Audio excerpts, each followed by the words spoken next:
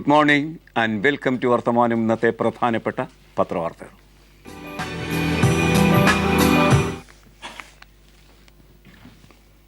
ഇന്ന് പ്രധാനപ്പെട്ട ഇംഗ്ലീഷ് മലയാളം പത്രങ്ങളൊക്കെ നമുക്ക് തരുന്നത് ഒരു ലോകോത്തര വാർത്തയാണ്. ലോകത്തിൽ ഏറ്റവും അധികം ആരാധകരുള്ള കളി അവിതർക്കിതമാം വണ്ണം കാൽപന്ത് കളി തന്നെയാണ്. 4 വർഷത്തിലൊരിക്കൽ ലോകകപ്പ് മത്സരം അക്കാര്യത്തിൽ നടക്കുമെന്ന് നമുക്കറിയാം. ഇന്നലെ അതിൻ്റെ ഫൈനൽ മത്സരമായിരുന്നു. ലോകം കാത്തിരുന്ന ഫൈനൽ മത്സരത്തിൻ്റെ വാർത്ത ആണ് ഇന്ന് പത്രങ്ങൾ മുഴുവൻ നമുക്ക് തരുന്നത്. ജർമ്മനി ലോകകപ്പ് നേടി, കാൽപന്ത് കളിയുടെ രാജാവായി തീർന്ന വാർത്തയാണ് പത്രലോകം നമുക്ക് തരുന്നത്. സാമ്പാതാളത്തിൻ്റെ ആരവങ്ങൾക്ക് ഇത്തവണ ചടുലമായ ഒരു സൗന്ദര്യം വിരിയിക്കാൻ ബ്രസീലിൻ്റെ ഗ്രൗണ്ടുകൾക്ക് ആയില്ല എന്നത് ലോകോത്തര രംഗത്ത് തന്നെ കാൽപന്ത് കളിയുടെ ആരാധകർക്ക് മ്ലാനത പകർത്തുന്ന ഒരു കാര്യമാണെങ്കിലും ഇന്നലെ ബ്രസീലിൽ നടന്ന അന്തിമ പോരാട്ടത്തിൽ ജർമ്മനി ലോക ജേതാക്കളായ വാർത്ത മലയാള മനോരമ ലീഡ് വാർത്തയാക്കിയിരിക്കുന്നു. ചൈത്രമായ വാർത്തയ്ക്ക് മനോരമ നൽകിയിരിക്കുന്ന ലീഡും ജർമ്മനി ലോക ജേതാക്കൾ എന്ന് തന്നെ. അർജൻറ്റീനയെ അധിക സമയത്ത് 1-ന് തോൽപ്പിച്ചുകൊണ്ടാണ് ജർമ്മനി ലോക ജേതാക്കളായത്. ഏതായാലും അർജൻറ്റീനയ്ക്കൊപ്പമായിരുന്നു ഇന്ത്യ പോലെയുള്ള വികസ്വര രാജ്യങ്ങളുടെ മനസ്സും പ്രാർത്ഥനയും. പക്ഷേ അത് വിഫലമായി എന്നാണ് ഇന്നത്തെ വാർത്ത കാണിക്കുന്നത്. ബ്രസീലിൽ നിന്ന് സുനീഷ് തോമസ് അത് റിപ്പോർട്ട് ചെയ്യുന്നത് ഇങ്ങനെ: ലോക ഫുട്ബോൾ രാജാക്കന്മാരായി ജർമ്മനിയുടെ പട്ടാഭിഷേകം. ഇത് അവരുടെ 4ാം ലോക കിരീടമാണ്. മാറക്കാനയെ ആവേശത്തിൽ നിറച്ച ലോകകപ്പ് ഫുട്ബോൾ ഫൈനലിൽ അവർ അർജൻറ്റീനയെ 1 ഗോളിന് തോൽപ്പിച്ചു. എക്സ്ട്രാ ടൈമിലായിരുന്നു വിജയ ഗോൾ. നിശ്ചയ സമയത്ത് ഇരു ടീമുകൾക്കും ഗോളടിക്കാനായില്ല. ഇരുവശത്തേക്ക് മാറി മറിഞ്ഞ ഇഞ്ചോടിഞ്ച് പോരാട്ടം കടന്നാണ് മത്സരം എക്സ്ട്രാ ടൈമിലേക്ക് കടന്നത്. അവിടെ വെച്ചാണ് ജർമ്മനി 1 ഗോൾ നേടിക്കൊണ്ട് കിരീടം സ്വന്തമാക്കിയത്. ബ്രസീലിയൻ ഗാലറികൾ കൈയടക്കി ആരാധകരെ കണ്ണീരിലാഴ്ത്തി ബ്രസീൽ 3ാം സ്ഥാനം മത്സരത്തിൽ ഹോളണ്ടിനോട് 3-0 തകർന്നു. കിരീട പ്രതീക്ഷയുമായി ലോകകപ്പിന് അരങ്ങൊരുങ്ങിയ ബ്രസീലിന് കേവലം 4ാം സ്ഥാനം കൊണ്ട് തൃപ്തിപ്പെടേണ്ടി വന്നു. ലാറ്റിൻ അമേരിക്കയുടെ വിജയം അത് ആഗ്രഹിച്ച ഇന്ത്യൻ പ്രേക്ഷകർക്ക്, ലോക പ്രേക്ഷകർക്ക് തന്നെ അത് അർജൻറ്റീന 2ാം സ്ഥാനം കൊണ്ട് തൃപ്തിപ്പെടേണ്ടി വരുന്ന കാഴ്ചയും കാണേണ്ടി വന്നു. ടൂർണമെൻറ്റിലെ ഏറ്റവും മികച്ച പ്രകടനം ആണ് അർജൻറ്റീന ഇന്നലെ കാഴ്ചവെച്ചത് എന്ന് പത്രലോകം പറയുന്നുണ്ട്.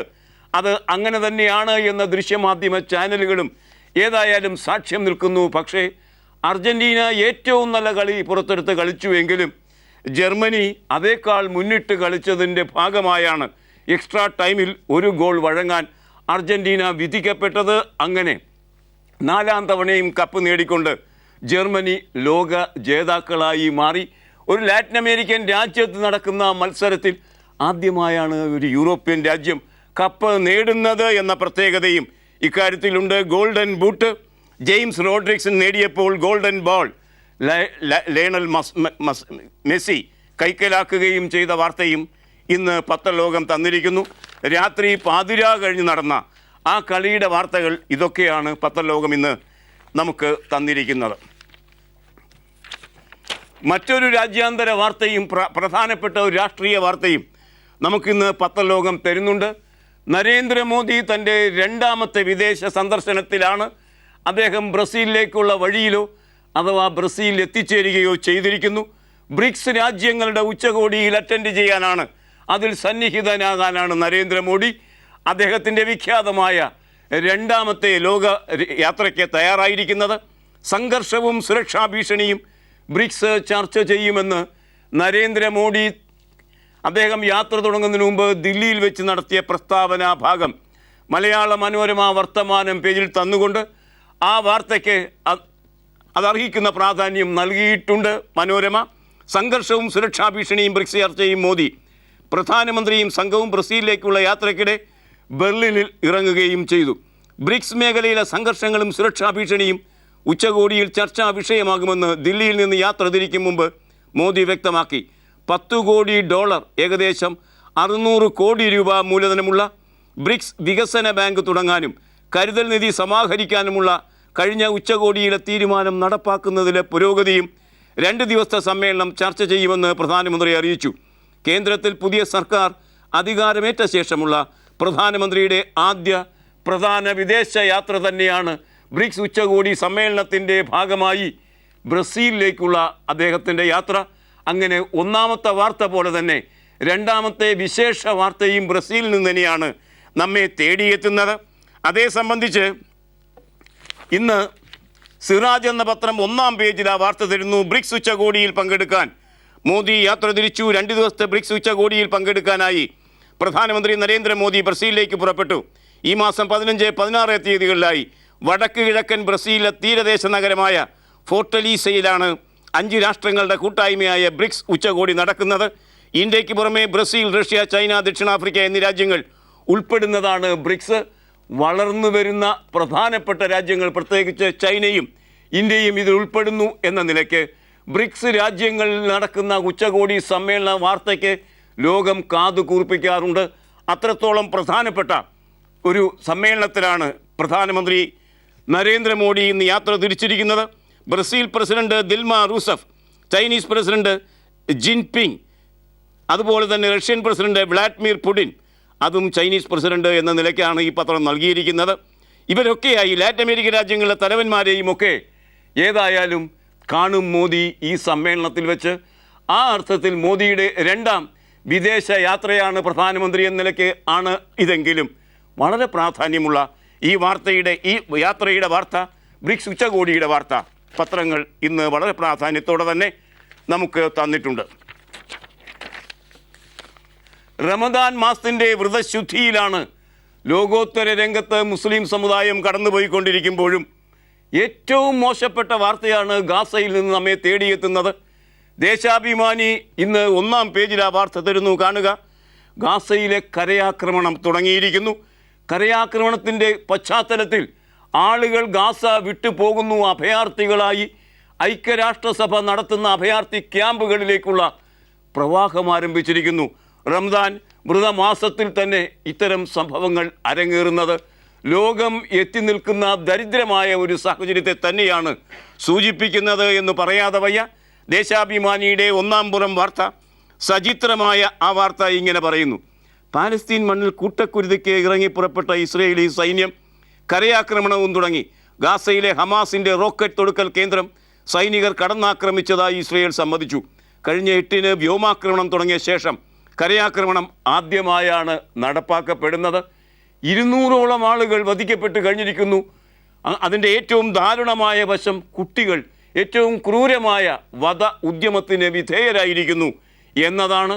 ഐക്യരാഷ്ട്രസഭയും സാക്ഷാൽ മാർപ്പാപ്പ തന്നെയും അടിയന്തരമായി വെടിനിർത്തലിന് ആഹ്വാനം ചെയ്തിരിക്കുന്ന ഒരു കാര്യമായി ഗാസയിലേക്കുള്ള ഈ ഇസ്രയേലിൻ്റെ കരയാക്രമണം മാറിത്തീർന്നിരിക്കുന്നു എന്നും ഈ വാർത്ത പറയുന്നു. ഇനി ഇസ്രയേലിൻ്റെ ലക്ഷ്യമെന്ത് കാണുക. ഹമാസിനെ ഇല്ലാതാക്കും വരെ ആക്രമണം തുടരുമെന്ന് ഇസ്രയേൽ സൈന്യം പ്രഖ്യാപിച്ചു. ഓപ്പറേഷൻ പ്രോജക്റ്റ് എഡ്ജ് എന്ന് പേരിട്ട് ആക്രമണം എപ്പോൾ തീരുമെന്ന് അറിയില്ല എന്ന് ഇസ്രയേൽ പ്രധാനമന്ത്രി ബെന്യാമിൻ നെത്യനാഹു പറഞ്ഞു. ഏറെ ദീർഘമായ ആക്രമണമാകാം ഇത്തവണത്തേത് എന്ന് അദ്ദേഹം മന്ത്രിസഭാ യോഗത്തെ അറിയിച്ചതായാണ് ഈ ദേശാഭിമാനി വാർത്ത നമ്മോട് പറയുന്നത്. യുദ്ധം ഇപ്പോഴെങ്ങും നിൽക്കാൻ പോകുന്നില്ല. ഏറ്റവും ദീർഘമായ യുദ്ധത്തിനാണ് ഇസ്രയേൽ ഇറങ്ങി തിരിച്ചിരിക്കുന്നത് എന്നത് ആ പ്രദേശത്തെ അശാന്തിയുടെ ആഴം വർദ്ധിപ്പിക്കുന്നു. കേരളത്തിൽ മന്ത്രിസഭാ പുനഃസംഘടന എപ്പോഴുണ്ടാകും എന്ന് KPCC പ്രസിഡന്റിനോ ആഭ്യന്തരമന്ത്രിക്ക് പോലുമോ അറിയില്ല.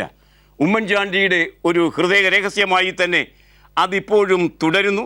എങ്കിലും മന്ത്രിസഭ പുനഃസംഘടിപ്പിക്കണമെന്നാവശ്യപ്പെടുന്നത് ഭരണകക്ഷിയോ ഭരണമുന്നണിയോ രാഷ്ട്രീയക്കാരോ മാത്രമല്ല, സാമുദായിക സംഘടനകൾ വരെ അടിയന്തരമായി അനിവാര്യമായ പുനഃസംഘടന നടപ്പാക്കണമെന്ന് ആവശ്യപ്പെടുന്ന രീതിയിലേക്ക് സാമുദായിക സംഘടനകളുടെ സ്വാധീനം ഭരണകക്ഷിക്ക് മേൽ വർദ്ധിച്ചു വരുന്നു എന്ന വാർത്ത ഇന്ന് പത്രലോകം നമുക്ക് തരുന്നു. വാർത്തകൾ പേജിൽ മാതൃഭൂമി തരുന്നത് ഇങ്ങനെയാണ്. മന്ത്രിസഭ പുനഃസംഘടിപ്പിക്കണമെന്ന് ലത്തീൻ കത്തോലിക്ക സഭ ഉമ്മൻചാണ്ടിയെ അകമഴിഞ്ഞ് സഹായിക്കുന്ന ആ സഭയാണ് പുനഃസംഘടിപ്പിക്കണമെന്നാവശ്യപ്പെടുന്നത്. മന്ത്രിസഭ പുനഃസംഘടിപ്പിക്കാനും വകുപ്പുകൾ പുനർക്രമീകരിക്കാനും മുഖ്യമന്ത്രിയും UDF നേതൃത്വവും തയ്യാറാകണമെന്ന് ലത്തീൻ കത്തോലിക്ക സഭ ആവശ്യപ്പെട്ടിരിക്കുന്നു. ചില വകുപ്പുകൾ പരമ്പരാഗതമായി ചില കക്ഷികൾ മാത്രം കൈകാര്യം ചെയ്യുകയാണെന്നും അവർക്ക് സമഗ്രമായി കേരളത്തിൽ കാണാൻ കഴിയുന്നില്ല എന്നും കേരള റീജിയണൽ ലത്തീൻ കാത്തലിക് കൗൺസിൽ ജനറൽ അസംബ്ലി അംഗീകരിച്ച രാഷ്ട്രീയ പ്രമേയത്തിൽ ചൂണ്ടിക്കാട്ടുന്നു.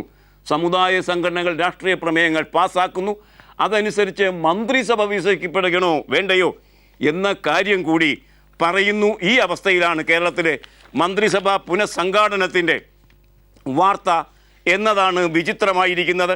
ഈ അവസ്ഥ മെച്ചപ്പെട്ട ഒരു അവസ്ഥയല്ല പറയുന്നത് ജന്മഭൂമി. സംഘപരിവാര പത്രം ജന്മഭൂമി ഈ വാർത്തയെ ലീഡ് വാർത്തയാക്കിയിരിക്കുന്നു. ഈ വാർത്ത ലീഡാക്കിയ ഏക പത്രമാണ് ജന്മഭൂമി എന്ന് പറയാതെ വയ്യ.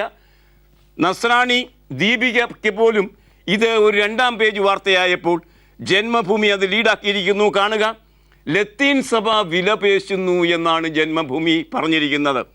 സംസ്ഥാന മന്ത്രിസഭാ പുനഃസംഘടന സംബന്ധിച്ച് ആലോചനകൾ മുറുകുമ്പോൾ ലത്തീൻ കത്തോലിക്ക സഭ മുതലെടുപ്പിനൊരുങ്ങുന്നു. കഴിഞ്ഞ നിയമസഭാ ലോക്സഭാ തെരഞ്ഞെടുപ്പുകളിൽ കോൺഗ്രസിനെ സഹായിച്ച ലത്തീൻ സഭയെ അവഗണിച്ചു എന്ന പരാതിയാണ് അവർക്ക്.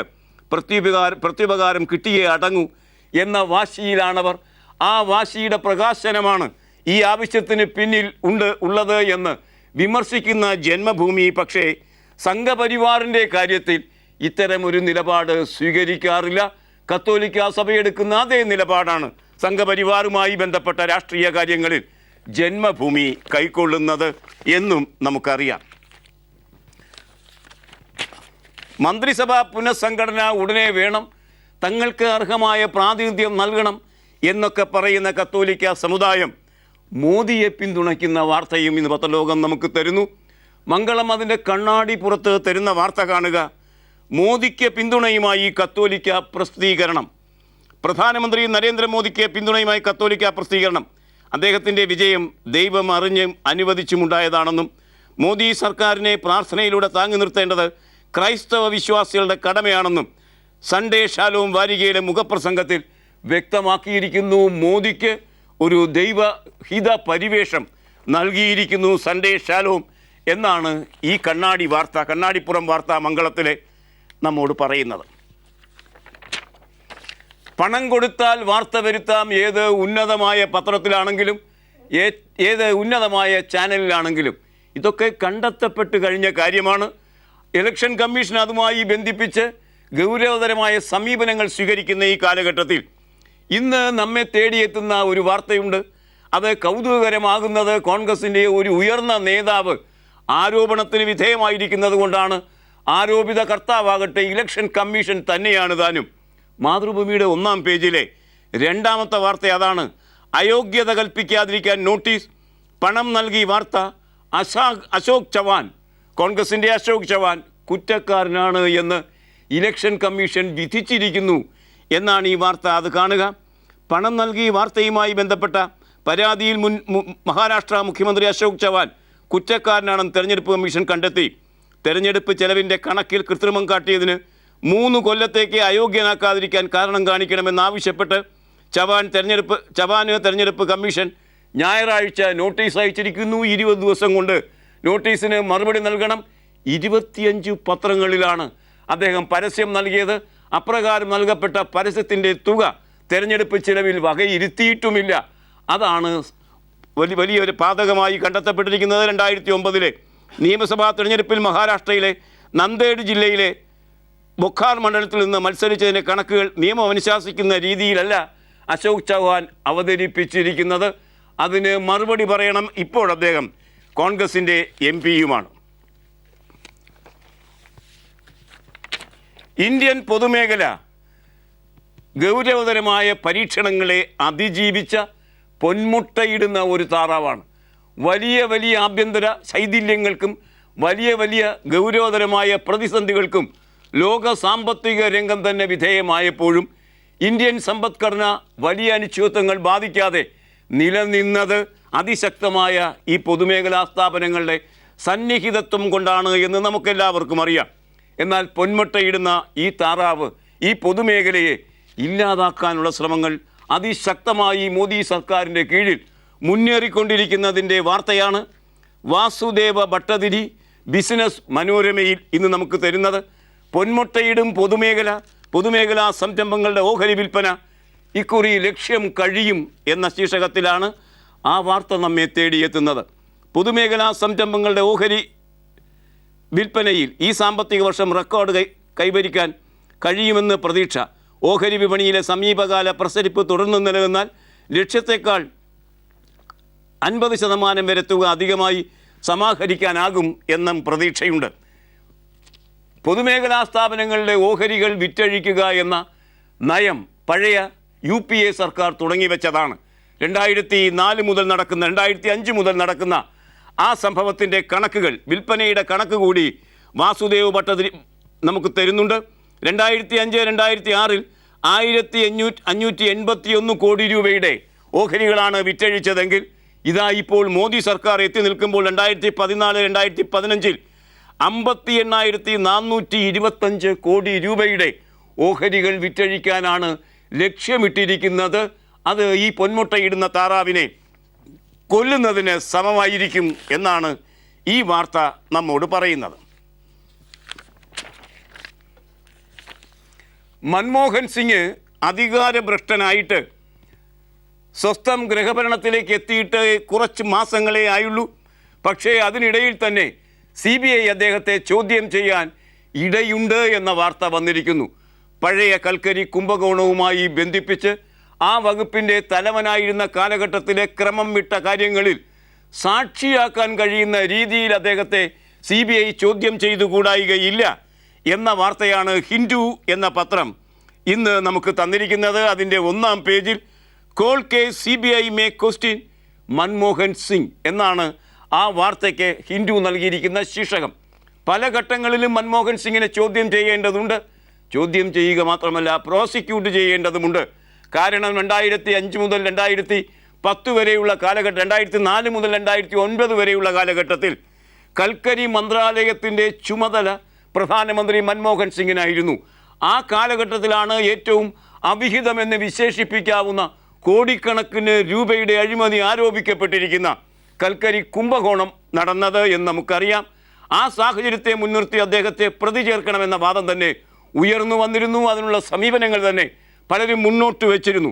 എങ്കിലും കോൺഗ്രസിൻ്റെ സഹായം അദ്ദേഹത്തിന് ലഭിക്കുന്നത് വഴി ചോദ്യം ചെയ്യപ്പെടാൻ പോലും ആവശ്യമില്ല ഇദ്ദേഹത്തെ എന്ന നിലയ്ക്കാണ് CBI കണ്ടിരുന്നത്. എങ്കിൽ ഭരണമാറ്റം വന്നതോടെ കാര്യങ്ങൾ മാറിയിരിക്കുന്നു. 2004 മുതൽ 5 വർഷം സിംഗ് ആയിരുന്നു കൽക്കരി മന്ത്രാലയത്തിൻ്റെ ചാർജ് എന്നും ആ സമയത്താണ് വിവാദ ഇടപാടുകൾ നടന്നത് എന്നും അതിനാൽ സാക്ഷി പട്ടികയിലെങ്കിലും അദ്ദേഹത്തെ പെടുത്തി ചോദ്യം ചെയ്യേണ്ടതുണ്ട് എന്നും CBI കരുതുന്നു എന്ന നിലയ്ക്ക് കാര്യങ്ങൾ മാറിയിരിക്കുന്നു.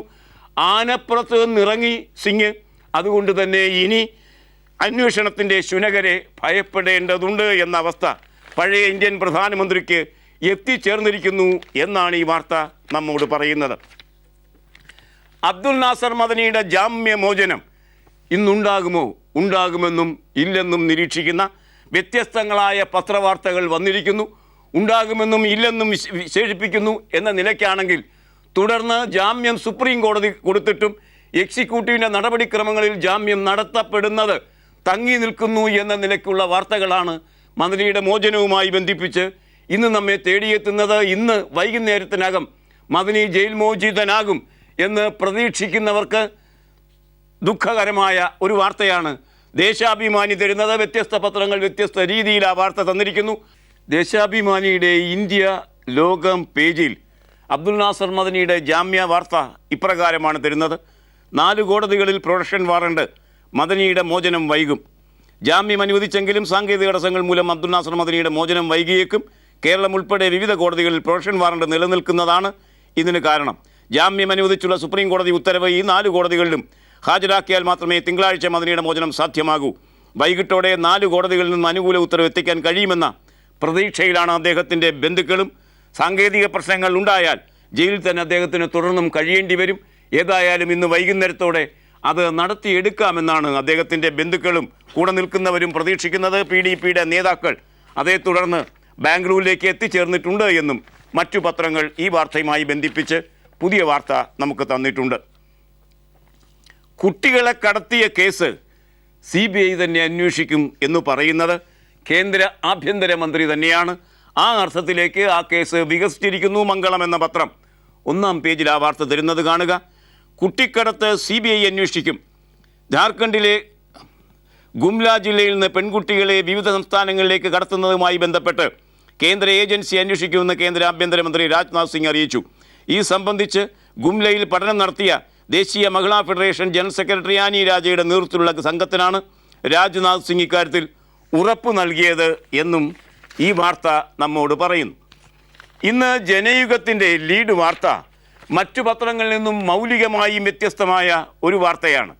BSNL കേരള സർക്കിളിലെ ഒരു അഴിമതി ആരോപണമാണ് ജനയുഗമെന്ന് ലീഡ് വാർത്തയാക്കിയിരിക്കുന്നത്. മറ്റ് പത്രങ്ങളിലൊന്നും ഈ വാർത്ത ഇന്ന് കാണുകയുണ്ടായില്ല. BSNL Kerala circle chief general മാനേജർക്കെതിരെ സാമ്പത്തിക ആരോപണം. 30 കോടിയുടെ അഴിമതിയാണ് അവിടെ നടന്നിരിക്കുന്നത് എന്ന് ജനയുഗം ആരോപിക്കുന്നു, നിരീക്ഷിക്കുന്നു. ആ വാർത്തയുടെ വിശദാംശങ്ങൾ ജനയുഗത്തിൻ്റെ ലീഡ് വാർത്ത ഇപ്രകാരം തരുന്നു. BSNL Kerala circle chief general മാനേജർക്കെതിരെ ഗുരുതരമായ അഴിമതി ആരോപണം. 2G സൗകര്യങ്ങൾ ലഭ്യമാക്കുന്നതുമായി ബന്ധപ്പെട്ട് 30 കോടി രൂപയുടെ അഴിമതിയാണ് കേരള സർക്കിൾ CJM MS റാവുവിനെതിരെ ഉയർന്നിട്ടുള്ളത്. അഴിമതിക്കെതിരെ പ്രതികരിച്ച ഉദ്യോഗസ്ഥരെ സ്ഥലം മാറ്റിയാണ് റാവു ഇതിനെതിരെ പ്രതികരിച്ചിരിക്കുന്നത് എന്നുകൂടി ജനയുഗം പറഞ്ഞിരിക്കുന്നു. തുടരാൻ സാധ്യതയുള്ള ഒരു വാർത്ത തന്നെ ആണ് ഇന്ന് ജനയുഗം നമുക്ക് തന്നിരിക്കുന്നത്. കേരളത്തിലെ ലോഡ് ഷെഡിങ്ങിന് എത്ര നാൾ കൂടി ഉണ്ടാകും? അത് താൽക്കാലികമായി നിർത്തിയിരിക്കുന്നു, ഏത് സമയവും ഉണ്ടാകാൻ ഇടയുണ്ട് എന്ന വാർത്ത വരുന്നതിനിടയിൽ മെട്രോ വാർത്ത ഇന്ന് 1-ാം പേജിൽ വാർത്ത തരുന്നു. ലോഡ് ഷെഡിങ് താൽക്കാലികമായി ഇല്ല എന്ന് തീരുമാനമെടുക്കപ്പെട്ട് കഴിഞ്ഞിരിക്കുന്നു. 2 ആഴ്ച കഴിഞ്ഞ് സ്ഥിതിഗതികൾ വിലയിരുത്തും. അങ്ങനെ വന്നാൽ ഉപയോഗത്തിൽ കുറവുണ്ടായത് KSEBക്ക് ആശ്വാസമാണ്. 2 ആഴ്ച കഴിഞ്ഞ് കാര്യങ്ങൾ വിലയിരുത്തുമ്പോൾ അപ്പോൾ തീരുമാനിക്കും ലോഡ് ഷെഡിങ് വേണമോ വേണ്ടയോ എന്ന കാര്യം. വാർത്തയുടെ വിശദാംശങ്ങൾ ഇങ്ങനെ. കാലവർഷം ദുർബലമായ സാഹചര്യത്തിലും കനത്ത മഴയിൽ പ്രതീക്ഷയർപ്പിച്ച് ലോഡ് ഷെഡിങ് ഒഴിവാക്കാൻ വൈദ്യുതി ബോർഡ് പരമാവധി ശ്രമം ആരംഭിച്ചു. 2 ആഴ്ച കൂടി മഴയുടെ ലഭ്യത നോക്കും. അതിനുശേഷം മതി ലോഡ് ഷെഡിങ്ങിൻ്റെ കാര്യത്തിൽ തീരുമാനം എടുക്കലെന്ന് വൈദ്യുതി ബോർഡ് തീരുമാനിച്ച കാര്യമാണ് മെട്രോ വാർത്ത ഇന്ന് 1-ാം പേജിലെ പ്രധാനപ്പെട്ട വാർത്തയാക്കി നമുക്ക് തന്നിരിക്കുന്നത്. ഇനി ഇന്നത്തെ മുഖലേഖനങ്ങൾ.